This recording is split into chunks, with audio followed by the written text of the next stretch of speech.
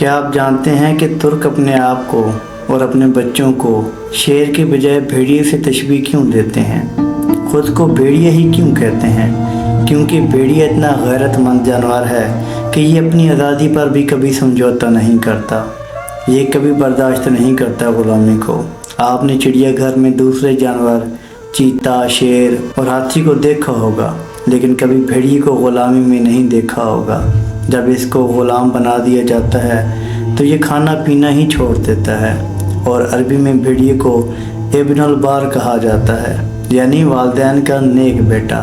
جب اس کے والدین بوڑھے ہو جاتے ہیں تو یہ ان کے لیے شکار کرتا ہے، اور یہ اپنے محرم رشتوں میں یعنی بہن اور ماں پر کبھی شہوت بھری نگاہ نہیں ڈالتا، اور اپنے ساتھی جو مونس بھیڑیے سے وفا کرتا ہے، اگر وہ مر جائے تو اس کے بعد کم از کم 3 مہینے اس جگہ پر سوگ مناتا ہے، اور اس کے علاوہ کسی سے تعلق نہیں بناتا۔ اس لیے ترک اپنے آپ کو بھیڑیا کہتے ہیں۔ اگر ویڈیو اچھی لگے تو لائک اور شیئر ضرور کیجیے گا۔